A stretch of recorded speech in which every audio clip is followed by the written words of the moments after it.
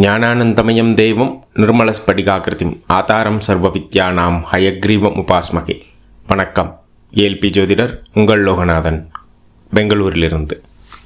அட்சய இலக்கண பத்தை ஜோதிட முறையில் இந்த வீடியோவில் நம்ம பார்க்கக்கூடிய நிகழ்வானது, ஒரு பெண் ஜாதகம் நம்மக்கிட்ட வந்தது. அவங்க பெற்றோர்கள் என்ன சொன்னாங்க அப்படின்னா, சார் பெண்ணுக்கு கல்யாணமே ஆக மாட்டேங்குது, 27 வயசு ஆகிடுச்சு சார் அப்படின்ற மாதிரி சொன்னாங்க. வரன்கள்லாம் வருதா அப்படின்னா வரன்லாம் வருது சார், ஆனால் கல்யாணம் எதிர்பார்த்த மாதிரி நடக்கலை, இன்னும் அமையலை அப்படின்ற மாதிரி சொன்னாங்க.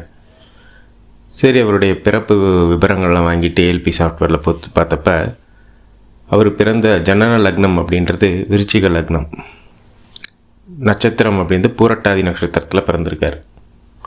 இப்போ அவருக்கு தற்சமயம் 27 வயது போகுது. மகர அட்சய லக்னத்தில் பயணிச்சிட்ருக்கார்.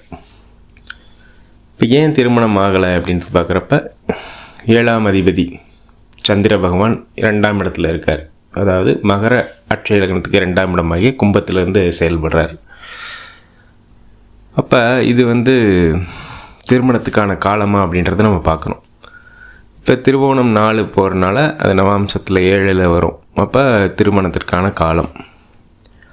இப்போ நம்ம இதை பார்த்துட்டு கேட்டோம், சார் உங்களுக்கு வரன் வரும், ஆனால் அங்கே பொண்ணு என்னென்னா இன்னும் நிறையா சம்பாதிக்கணும் அப்படின்றதுனால வேணாங்கிறாங்களா அப்படின்ற மாதிரி கேட்டோம். ஆமாம் சார், அவங்க அப்படி சொல்லி தான் இது பண்ணிகிட்ருக்காங்க அப்படின்ற மாதிரி சொன்னாங்க. இப்போ நம்ம இது எளிமையாகவே சொல்லிடலாம், வரன் வரும், இதை தடுக்கிறது யார் அப்படின்னா அந்த ஜாதகரே அவருக்கு தெரியாமல் தடுத்துக்கிட்டு இருக்கார் திருமணத்தை.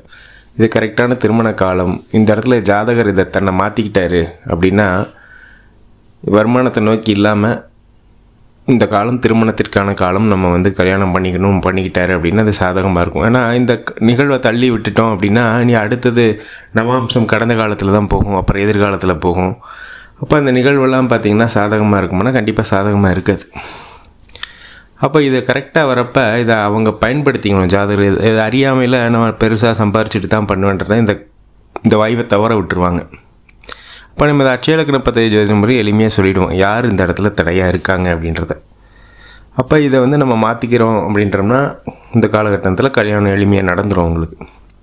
இந்த நேரத்தில் அட்சய இலக்கண பத்தை ஜோதிட முறை உருவாக்கிய மதிப்பிற்குரிய பொதுவுடைமூர்த்தி ஐயா அவர்களுக்கு என்னுடைய மனமார்ந்த நன்றிகளை சொல்லிவிட்டு, நமக்கும் நல்ல சிந்தனை சூழ்நிலை வாய்ப்புகள் அமைய எல்லாம் வல்ல இறைவனை வேண்டிட்டு மீண்டும் ஒரு ஏஎல்பி முறையிலான ஜாதக ஆய்வில் உங்களை சந்திக்கும் வரை உங்களிடமிருந்து விடைபெறுகிறேன். நன்றி, வணக்கம்.